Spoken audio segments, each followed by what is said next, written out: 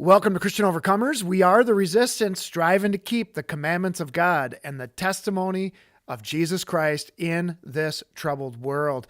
Hey, local news here that we're going to talk about in my home state of Minnesota. Minnesota District 10 hockey bans on ice youth-led prayers. You know, before I get into this, before we talk about this ban, I just want to introduce myself. Most of you know that I've been a Bible teacher for many years, about 25 years now.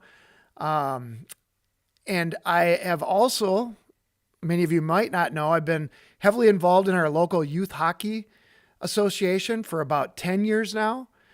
During the last 10 years, I've coached numerous hockey teams and have served 7 years on the Princeton Youth Hockey Board of Directors in a number of different volunteer roles. So this topic is important to me. I'm a big believer that youth sports can be a great way to build character for the kids and strengthen community ties between families. And that's why we are willing. That's why my family is willing to sacrifice a lot of time, volunteer time, as well as money so that our 5 kids can play hockey.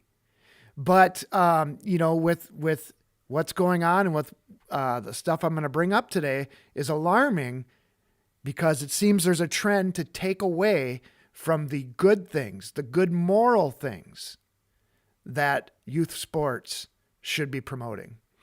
And I really believe there is a organized effort to de-Christianize hockey. Okay. Some would say, well, hockey's not Christian. It's just a sport. We'll talk about that in a little bit. But first I want to bring up this point. I've noticed throughout the years being involved in deeply involved in youth hockey, that there seems to be an organized effort to change the culture of the sport and to ostracize Christians by spending millions of dollars of our membership fees, trying to change the demographics through initiatives like DEI and other radical left-wing political ideologies. Okay, these things are coming in. We see them. Obviously, we've seen this stuff come into our public school system. We've seen it infiltrate through through many people's businesses, places of employment.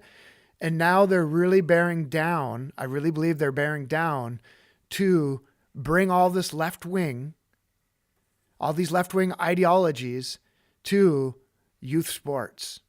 And youth sports used to be like like youth hockey. It used to be the one thing that they didn't put their hands on, but they're going after it big time.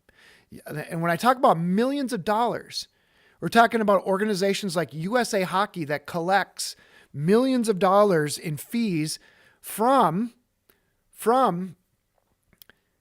majority, I would dare say, majority of hockey players come from Christian families.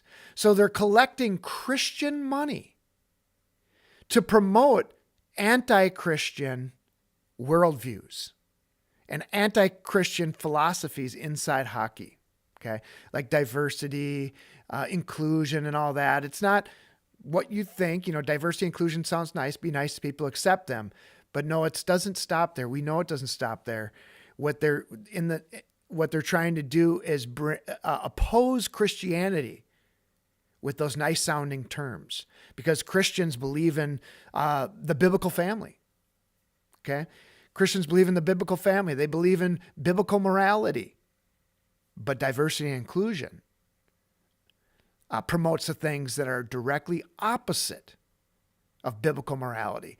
So there are estimates that say 85% or more of District 10 hockey families are Christian. And this is based off of our demographics in this area, as well as socioeconomic trends. Okay. So, and I think this is pretty accurate when you look at the uproar to this ban, and they put a pause on it. We'll talk about that in a little bit. They didn't cancel it. They put a pause on it. So think about that. Let me repeat that. Organizations like USA Hockey are spending millions of dollars to de-Christianize, to oppose Christianity with a majority of Christian dollars. Okay, that is alarming. And to segue into this, and some would say, well, Pastor Ben, what does Christianity have to do with hockey? It's just a sport and all that. Why do you oppose left-wing agendas but support biblical agendas inside of hockey? Well, number one, biblical agendas are true and righteous. Okay, that's a fact. Okay, you don't have to believe it, but it's a fact. So I support righteousness over evil, number one. But number two, hockey has deep Christian roots. Okay, hockey was promoted by Christian groups, and I pulled this up. I did a little search using Grok on X as far as what does hockey have Christian roots, and this is what it came up with. It's very interesting. Hockey's Christian roots. Youth hockey, particularly in North America, has deep ties to Christian values and institutions, especially through the lens of muscular Christianity, a 19th century movement that promoted physical fitness, moral discipline, and character building as extensions of Christian faith. This philosophy, which emerged in Victorian England and spread to Canada and the US, viewed sports like ice hockey as tools for spiritual and ethical development among young people. The organized growth of hockey was profoundly shaped by Christian reformers, schools, and community programs. So you see here, hockey has a very deep Christian heritage. So I don't want to hear somebody saying, well, why are you for Christians praying and you're not for LGBTQ and all these anti-white agendas? Why? Because those are evil. And many people know that. And this was our sport. Our Christian forefathers promoted this sport. Stanley Cup, the guy that did the Stanley Cup was a Christian. Okay, you have the Christian Brothers up in Warroad that made Warroad into the hockey capital of the world. They were devout Christians. They even came up with a hockey back when I played. They still had them around. They had Christian hockey sticks. Okay, one of the Christian Brothers family went to the 1980, played on I think his name was Dave Christian, played on the 1980 Olympic team that won the Olympic gold medal that year. Okay. And so this was important to them. And when we talk about muscular Christianity, let's talk about that. Roots in muscular Christianity. What's muscular Christianity? Well, mid-19th century, Victorian influence in Canada, ice hockey's modern form crystallized in Montreal in the 1870s, but its promotion among youth was fueled by muscular Christianity. This movement championed figures like Thomas Hughes, author of Tom Brown's School Days, emphasized manly sports to combat urban vices and build Christian character. In Canada, where harsh winters made ice rinks ubiquitous, hockey became a northern expression of this ideal, fostering resilience, teamwork, and piety. Now check this out.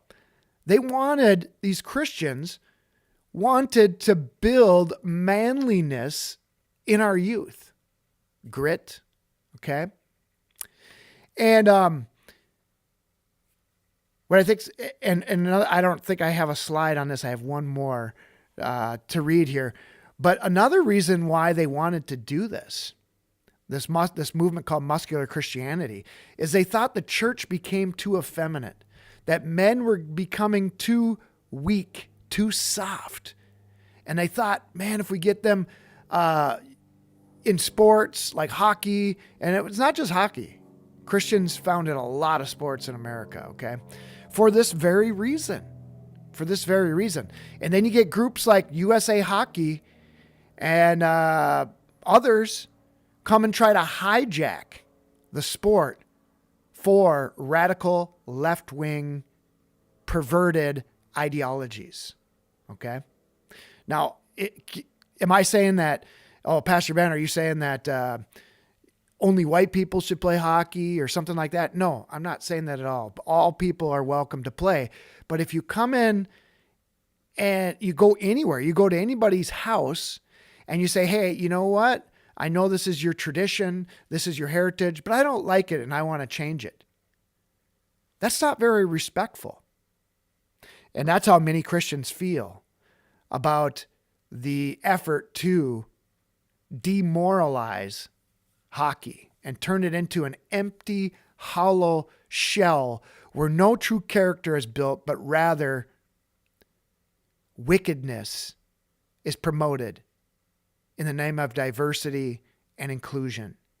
Okay. Now, role in early youth development. By the 1880s, Christian affiliated schools and YMCAs introduced structured hockey for boys. For instance, the Young Men's Christian Association, YMCA. You know, a lot of people know about these YMCAs. I don't know how Christian they are anymore, but literally YMCA stands for Young Men's Christian Association. You're going to see that all throughout America. Everything in our country used to be Christian. Nearly everything. One nation under God. In God we trust. Our nation was built on prayer and the Bible.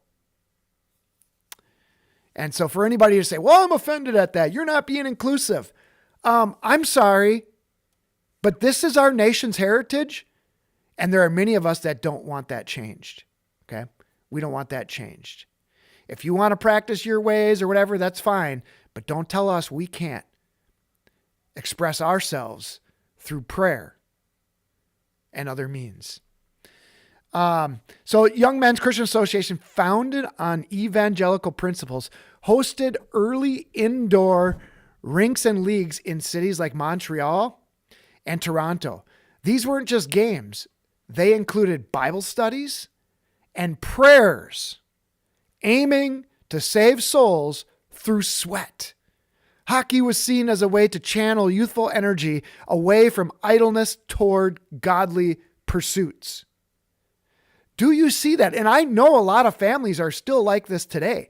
That's why my kids play hockey. I don't want them sitting around on devices. I don't want them becoming weak and frail. I want them to build strong muscles, to take care of their body, to eat good foods. This is all part of it. But if they start attacking Christianity, then what you're going to probably see, and they say, well, we don't want to move to AAA stuff and all that kind of stuff. We got association hockey is the best. Well, then if association hockey wants to survive, they better stop attacking Christians.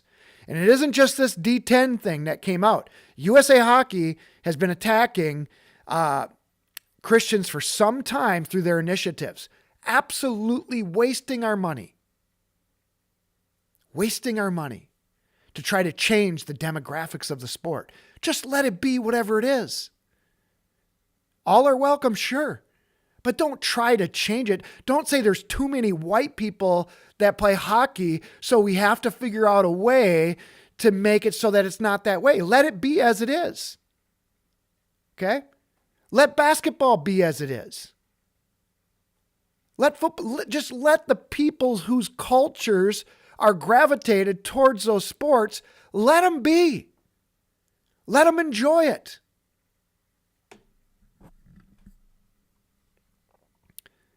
But of course, if you want to get rid of, in our country, we see there's this anti-white hate and anti-Christian hate.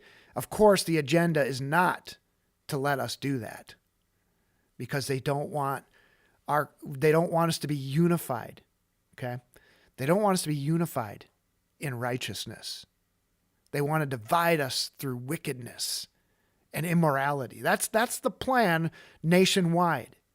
We all know it. We all know who a lot of the players are.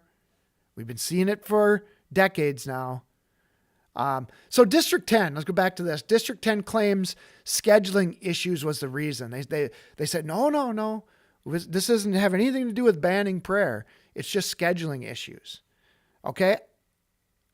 I'm not saying that they're lying. Okay? But I am saying that these prayers take 30 seconds, and even if you said a minute, it's not a huge scheduling concern. When I've watched many of these prayer circles happen, and they're usually, again, 30 seconds or less. 30 seconds or less. So I don't think that that's a legitimate argument. In fact, they brought to all the association presidents, they had their meeting here several weeks ago, and they basically said, from what I understand, what was told me, was that the association presidents were offered by the district two choices. Okay? Two choices.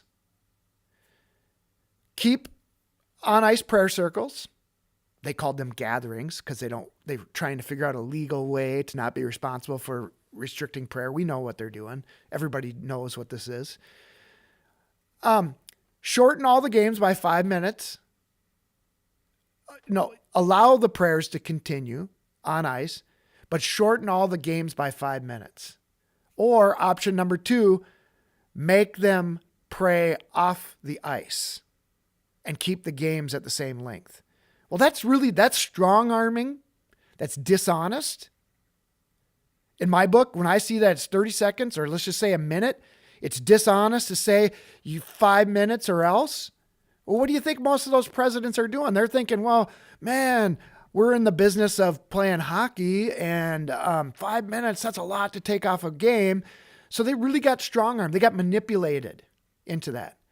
I think there's a term for that where you offer two choices when really there's a third or more, and say, oh, there's only two. Why weren't they offered a third choice? How about a choice where you just kindly ask head coaches and associations to please to encourage players to pray, center ice, but please be courteous of the Zamboni driver and the arena schedules and make it quick. Be quick about it. Be quick and respectful. But no, they didn't do that. They just jumped right to 5 minutes or else. Strong arm the presidents. And, I think the presidents were probably, I'm hoping they were caught off guard, because I tell you what, if it comes down to 5 minutes or else, most parents that I've talked to would rather have the game shortened 5 minutes so they could keep something that's actually more important than the game. Okay? Something that's more important than the game. And that's our children. Recognizing that there's something higher than themselves. There's something higher than their own individual pursuits. And it matters. It matters most in life. If we take prayer away from our kids, we tell them, no, we don't like, you're just taking up too much time. You're kind of a nuisance. In fact, I think it's Blaine Ice Arena. I'm going to say this because it's been publicized. There's been reports of the Blaine Ice Arena Zamboni driver screaming and yelling at children praying center ice, telling them to get off the ice.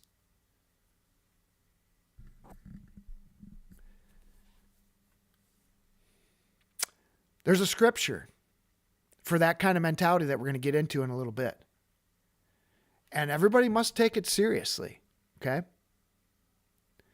Kids out there trying to do what's right, trying to do the moral thing, and you get some person, I'm saying nice, I wanted to use different terms, screaming and yelling at them, treating our kids like dogs for praying. Do I know if that report is true? I've seen it on several reports. And they seem very credible to me. All right. So illegitimate. Scheduling issues is absolutely illegitimate. And if it was an issue, then we need to shorten the games to allow for something that's more important than the game. Every single parent I talk to says They have their kid in hockey, not just to selfishly pursue greatness and excellence, but because they want their kid to build character. Okay. And most of these families are Christian. So after an enormous backlash with one post listed up here that has garnishing over 1,000 shares on social media. I think it's well over 1,000 now. And several news agencies, local news agencies, reporting on it. Alpha News, KARE 11, WCCO, Let's Play Hockey, and I don't know how many others. But because there was such an enormous backlash, social media went on fire. You get a post that gets over 1,000 shares and you get the news media outlets picking this up, then you might have made a serious mistake. Maybe they just really were just tunnel vision on scheduling. Okay. And they really wanted to strong arm the scheduling and say, make it a 5-minute thing instead of a 1 or a 2-minute thing. Maybe it was just somebody being really, really picky. They should have thought this out. They should have thought about the consequences of this. And it kind of seems like they did. This is why I don't think it's an accident. It kind of seems like they did, because when you look at the wording, not calling them prayer circles, but calling them gatherings, and trying to say, well, we'll give you a place off ice to do it. We'll make accommodations and all these kinds of things. It tells me that somebody has tried to look at this from a legal aspect and to cover their bases legally. And if somebody is doing that, trying to make this a legal thing, then this seems to be a calculated attack on prayer to me. Okay. And the excuse is just the scheduling. Okay. The scheduling is a means to an end. Somebody probably in District 10 or somebody that's anti-Christian, doesn't like prayer, complained about it, whatever, and said, let's figure out a way to end this. Well, we can, let's see, how do we end this? Oh, scheduling. Let's just say it takes too much scheduling. Instead of 30 seconds, let's say it takes 5 minutes, and then everybody will be, for it. Disingenuous. Okay. So that was a great post by Cameron Carson, covered a lot of bases, and was very, very effective. And so after that, District 10 put a pause. I can't remember if I said that. District 10 put a pause on the policy for review. Minnesota Hockey, it appears, stepped in. But I have to caution everybody. They said pause. And some of the language they're using, like diversity and inclusion and all that, makes me a little leery that they're going to try and push this through using some other rationale, almost like as if they're buying themselves time to get legal advice. Okay. So whose bright idea was this? We don't know. I don't know. A lot of people have suspicions. All I can do is point to the District 10 handbook. This is published on their website at district10hockey.org, I believe it is. In their handbook, they have chairs of different committees and committees that work on different things. Well, the Handbook Rules Committee, which I'm assuming handled this issue before it got to be voted on by association presidents, it looks like Colleen Donovan is the chair of that committee, and she's also the District 10 director. So these 1, 2, 3, 4, 5 people, did it originate with these people? I mean, they're the Rules Committee. Did Colleen Donovan think of this? Think it would be a great idea? I don't know. I'm just pointing out to you. This is accountability. I'm bringing this up for accountability, not to attack people, not to cause trouble, but accountability. If you're in a position of leadership and you make a rule like this, you shove it through fast using, I think, disingenuous means, dishonest, 5 minutes versus 30 seconds or a minute, you need to be called out for that. Okay? You need to be called out for that. Anyways, so there you have it. Now, on ice prayer circles, even if you're looking at this from a secular standpoint, and let's say you're not very Christian, you're just not into studying the Bible, you're just not into all this.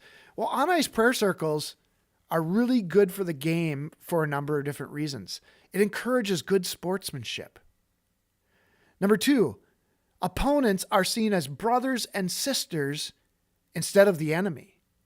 Okay. If you view the opposing team in a game that's supposed to build character as the enemy, what do you think that could likely do? Well, you're probably more people taking cheap shots, more injuries happening. But if these players see each other at the end of the game as brothers and sisters in a fun way, playing a fun competitive sport against each other, I think they would think twice about taking that cheap shot. Cussing and swearing. And they're kids, right? They're still going to make mistakes. They're not, these kids out there praying, they're not, perfect biblical saints. They're kids growing up, trying to do the right things. These prayer circles have a calming effect on parents. Your parents get crazy over youth sports. It kind of, calms things down a little bit and says, hey, there's something more important than the game. You're not going to go punch the ref after the game or start swearing at other parents. These prayers would help, I believe, definitely help promote good behavior among parents. Parents love seeing their kids set a good moral example. Parents love it. It makes them proud. So many moms have taken pictures of their kids kneeling down in prayer with their arms around their fellow teammates and even the opponent, and it just warms their heart. Okay, it just warms their heart. And it creates these, when it ends with a prayer like this, it gives you that wholesome family experience that many associations have in their handbooks. I know it's in the Princeton Youth Hockey Handbook that this is supposed to be a wholesome family experience. Okay? And these prayer circles definitely reinforce that. So, as a word of warning to those that want to remove prayer, I'm going to read the words of Jesus Christ, our Lord Jesus Christ, in Matthew chapter 18, verse 1. And it reads, "At the same time came the disciples unto Jesus, saying, Who is the greatest in the kingdom of heaven? And Jesus called a little child unto him, and set him in the midst of them, and said, Verily I say unto you, except you be converted, and become as little children, you shall not enter into the kingdom of heaven." And I bring this up, you see our little children, even down to mites. They know that prayer is a good thing. And they rush after the game. I've seen them get so excited, we're going to go pray in the middle of the ice. That's the kind we can learn from our children in that way. These adults that are worried about scheduling, learn a lesson from children. "Whosoever therefore shall humble himself as this little child, the same is the greatest in the kingdom of heaven. And whoso shall receive one such little child in my name receiveth me." Okay, if you receive the child, by opposing this child would be the opposite of receiving Christ. Okay? "But whoso shall offend," this is what I came here for, "but whoso shall offend one of these little ones which believe in me," reports of the guy driving the Zamboni, screaming and swearing at little kids, and other youth telling them to get up and stop praying.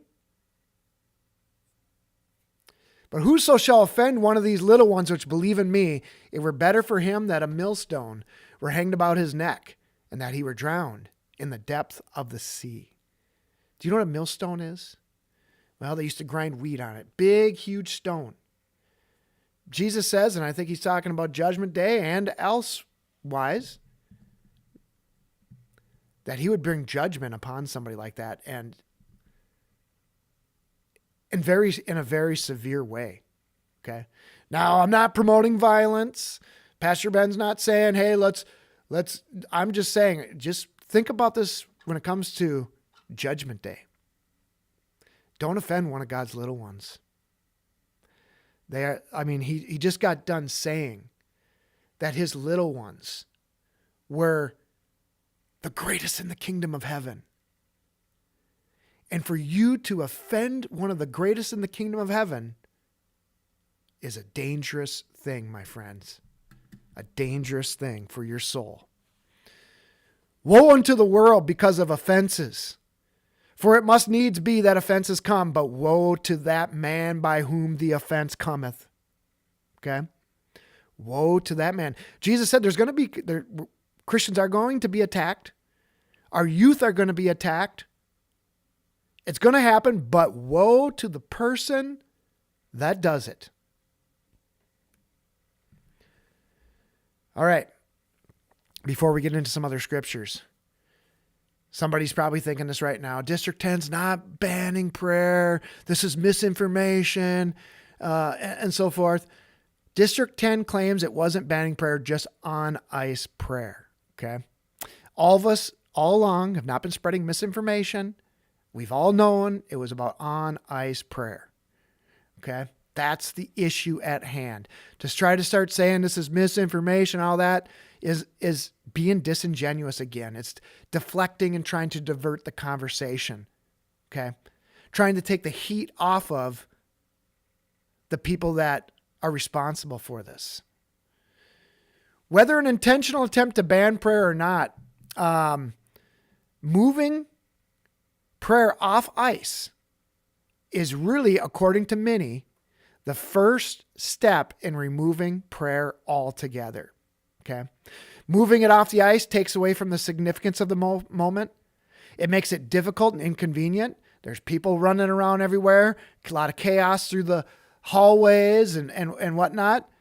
And most arenas won't even have a great place for this. Most won't. I've been in those arenas. And even if they did have a large enough place for this, to take them off ice, okay? Oh, I guarantee you if you said do it in a locker room, right? Then they would say the coaches are going to get fired because they're promoting prayer because they're in the locker room. And then it'll become a safe sport thing. Oh, you can't pray to the Christian God. Can't pray in Jesus' name because, so we know this is a slippery slope. We know that those who oppose prayer, if we said, oh yeah, it's no problem, we'll take the prayer off ice, we'll figure it out. We know that those who oppose prayer will try to ban that too in the name of safety. You don't want anybody's fingers getting stepped on in the hallway. Inclusion or hallway congestion. Oh, we're just concerned about the hallways now. Okay.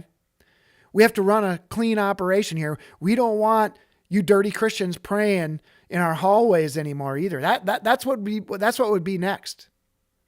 Okay. So I truly believe the attempt to move it off ice is part of a nationwide attempt to push Christianity into the dark where no one can see it and no one can be affected by it. Which makes me think of the scripture where Jesus said this. Matthew chapter 5, verse 14, you are the light of the world. A city that is set on a hill cannot be hid. Isn't that not what they're trying to do? Move the light of our children off the center ice quickly after the game to a place where people can't see them, to a place where they might not offend somebody. Neither do men light a candle and put it under a bushel, but on a candlestick. And it giveth light unto all that are in the house. Just checking to see what time we have here. Okay, you don't light a candle to then put it under a bushel. Okay, our children don't come up with this idea to pray. for it to be shoved in a corner where nobody can see it, where it's not bothering anybody. Okay? And as a Christian, someone say, whoa, they're making a show of it. Really? You're going to accuse kids of making a show of it? Do some kids pray and maybe don't revere it like they should? Yeah, probably. But they're kids. Okay? You can't judge every kid as being disingenuous as though he's putting on a big show in front of everybody. Because there are, and we're going to go over one here in a minute, there are biblical examples where public prayer was definitely something that was done. Verse 16, let your light so shine before men that they may see your good works and glorify your Father which is in heaven. Let it shine. Okay, now I'm going to quickly go to Daniel chapter 6. Jesus says, church isn't, the truth doesn't just belong in the church. You get these people on social media that'll say, hockey's, there's no place for prayer in hockey. You go take that to church or whatever. And there's no place for prayer in school. You take that to church. Biblical Christianity was never about confining the gospel inside of the four walls of a church building. Biblical Christianity, which changed the world, was a candle not hid under a bushel, but a candle, a light for all to see. Okay? And a lot of our churches are guilty for this. You know, Charlie Kirk, for example, are guilty of this. Charlie Kirk, for example, was a very devout Christian. And he was motivated. All of the policies that he promoted and were stemmed from his biblical beliefs. He was literally out in the world evangelizing and spreading the light and spreading the gospel. And there are a lot of churches that think that that was bad. You don't get involved in politics. Well, what did the Apostle Paul do? He was constantly out in the public arena spreading the gospel. Why do you think Christians were persecuted in the beginning? Not because they hid in their buildings or in their houses to pray, but because they took it out in the public arena. Their mission was to make disciples of all nations. Not to just hold on to what they have, okay? Christianity is not a defensive religion. It's offensive. And the sword of truth, Ephesians 6 says the sword of truth is used to destroy the lies in this world. All right, I'm going to go over this really quick. Daniel chapter 6, verse 1, this chapter is going to give an account of Daniel, of the people during his time making a rule or a law that you couldn't pray to God for 30 days. And we're going to get into that. I'm going to read it rather quickly. And I'm going to read this because I want you to see what should we as Christians do about this? Should we just accept the off ice thing, grovel in our corner until they tell us we can't do that? Or do we boldly take it to them and tell them we will pray? Our kids will pray. If they want to pray, they're going to pray. And you're not going to stop them. And we're not going to let you stop them. Because we will make our voices heard. We will not give in. Daniel chapter 6, verse 1, it pleased Darius to set over the kingdom 120 princes, which should be over the whole kingdom. And over these 3 presidents, of whom Daniel was the first, that the princes might give accounts unto them, and the king should have no damage. Then this Daniel was preferred above the presidents and princes because an excellent spirit was in him. And the king thought to set him over the whole realm. Okay? Daniel's belief in God created a light inside of him that even the non-believers could see and recognize. Then the presidents and the princes sought to find occasion against Daniel concerning the kingdom, but they could find none occasion nor fault, forasmuch as he was faithful. Neither was there any error or fault found in him. Okay, they didn't like Daniel. They were jealous of him. So he was a faithful guy. Okay, upstanding guy. Then said these men, we shall not find any occasion against this Daniel. We're not going to be able to find him breaking a rule. A rule, like doing something bad, like really bad. We're not going to catch him in anything because he's a spotless guy. Okay. Except we find it against him concerning the law of his God. I want you to pay attention to that. The enemy goes after good, godly people using this method. If they can't find something else that they did wrong, they'll try to find something, your belief. Now today as well, Christians are not very tolerant. You're not diverse enough. You're not inclusive enough. You see how that works? That's why those laws are there, my friend, or that's why that movement is there. And they're trying to make these things codified into law. Codified. 6. Then these presidents and princes assembled together to the king and said thus unto him, King Darius, live forever. All the presidents are buttering him up. All the presidents of the kingdom, the governors and the princes and the counselors and the captains have consulted together to establish a royal statute. We're going to make a new rule here.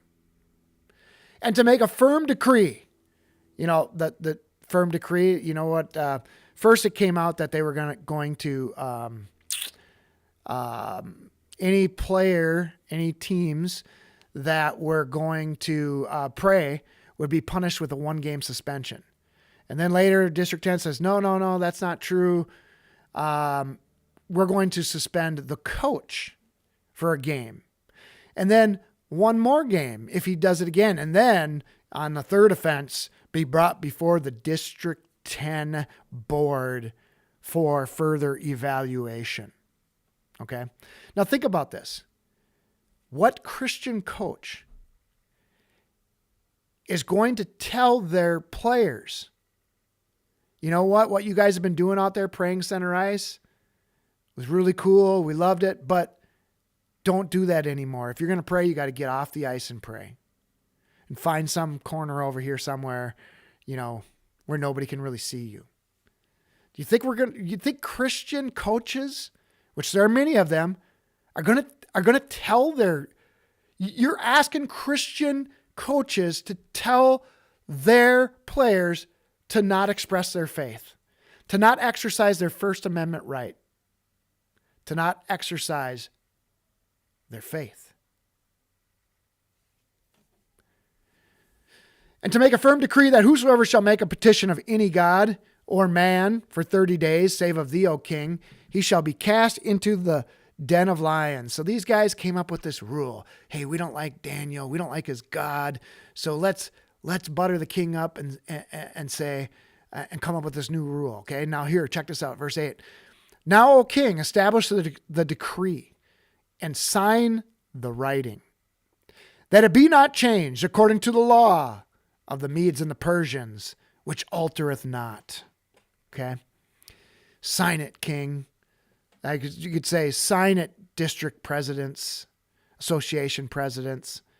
Wherefore King Darius signed the writing and the decree. Now when Daniel knew that the writing was signed, he went into his house. Pay attention, this is what we came here for. Now when Daniel found out about this new rule, he went into his house, and his windows being open in the chamber toward Jerusalem. Okay, he didn't close his windows. He kept them open on purpose. He wanted everybody to see him praying. He kneeled upon his knees 3 times a day and prayed and gave thanks before his God as he did aforetime. I suspect many of the kids are going to do this as well if they try to unpause this ruling. Okay. I suppose they're going to say, no, we're doing it. I've heard a lot of them say we're doing it. We're not going to have a bunch of stiff adults that are more worried about scheduling illegitimately, I believe, than moral values and something higher than us all. Verse 11, then these men assembled and found Daniel praying and making supplication before his God. Oh, they found him, broke the rule. Then they came near and spake before the king concerning the king's decree. Hast thou not signed a decree that every man that shall ask a petition of any god or man within 30 days, save of thee, O king, shall be cast into the den of lions? The king answered and said, the thing is true, according to the law of the Medes and the Persians, which altereth not.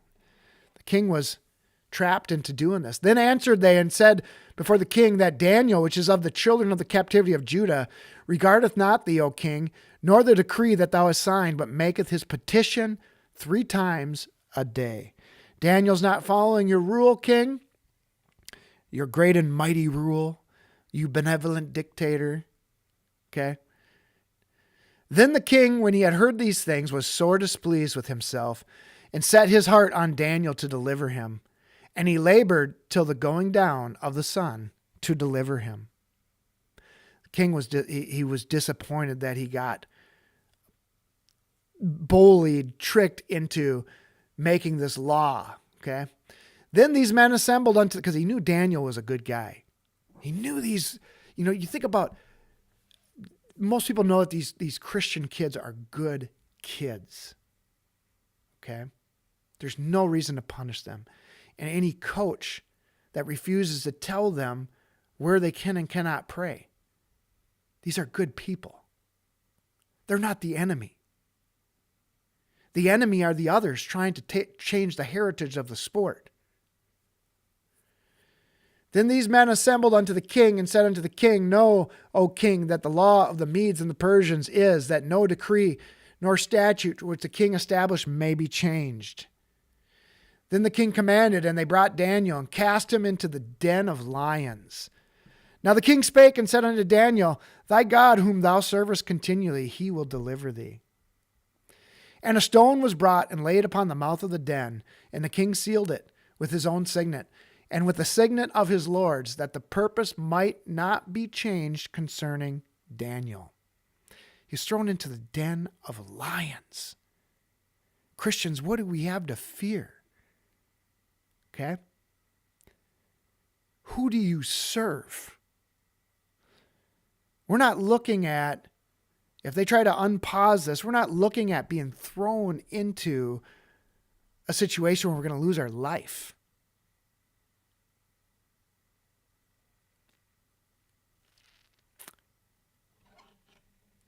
If we can't stand up against something like this, the question we need to ask ourselves is, would we stand up when it mattered? When it really came, would we stand up when the going really got rough, if it was life or death? Then the king went to his palace and passed the night fasting. Neither were instruments of music brought before him, and his sleep went from him. He was distraught. Then the king arose very early in the morning and went in haste unto the den of lions. And when he came to the den, he cried with a lamentable voice unto Daniel. And the king spake and said to Daniel, O Daniel, servant of the living God, is thy God, whom thou servest continually, able to deliver thee from the lions?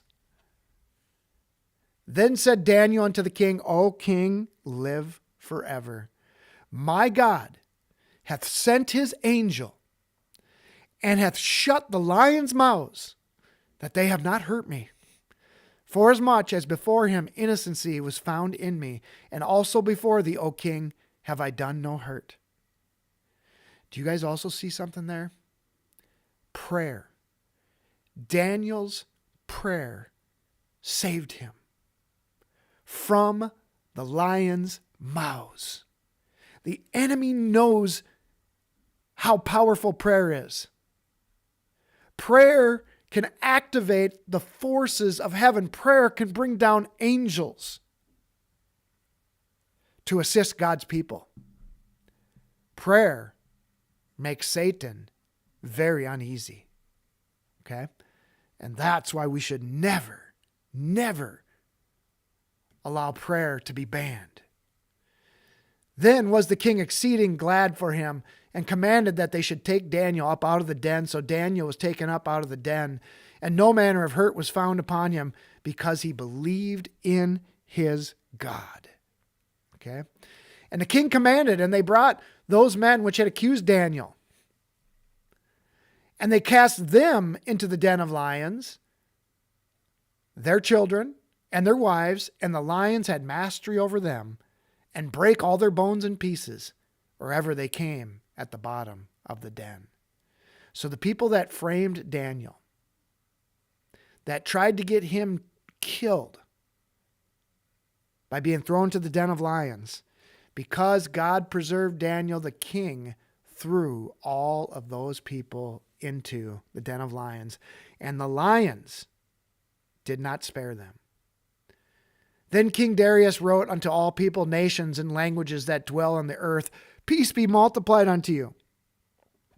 I make a decree that in every dominion of my kingdom, men tremble and fear before the God of Daniel, for he is the living God, and steadfast forever, and his kingdom that which shall not be destroyed, and his dominion shall be even unto the end. Even this pagan king acknowledged that the God of the Bible, the Christian God, was the one true God. Because why? What caused him to acknowledge that? Because Daniel made a stand. There was a rule made that said you can't pray for 30 days.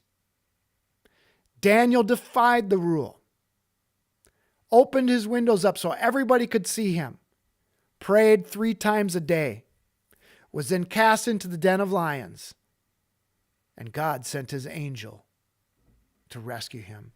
He delivereth, and then the king proclaims Daniel's God is the God of gods. He delivereth and rescueth, and he worketh signs and wonders in heaven and in earth, who hath delivered Daniel from the power of the lions. So this Daniel prospered in the reign of Darius and in the reign of Cyrus the Persian. And there we have it. One man's stand. I want you to think about this, my friends. Before you start thinking, oh, if they undo this pause, before you start thinking, well, it's just a minor concession and all that. One man's stand became a witness to the entire nation, whereas the pagan king made a proclamation, testified throughout his whole kingdom that the God of the Bible is God, and his kingdom shall never be destroyed. Stand strong, my friends. Stand strong. Let's not let anybody knowingly or on purpose, or give them the benefit of the doubt, not on purpose, offend one of our little ones. We must watch this diligently. We must never let up the pressure. Okay? Never. Thank you guys for joining us.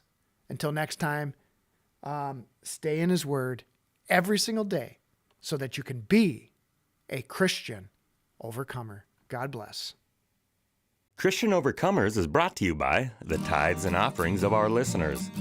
If you would like to support our ministry, please go to ChristianOvercomers.com. God bless you, and thank you for your support. Mine eyes have seen the glory of the coming of the Lord. He is trampling out the vintage where the grapes of wrath are stored. He has loosed the fateful lightning of his terrible sword. His truth is marching on.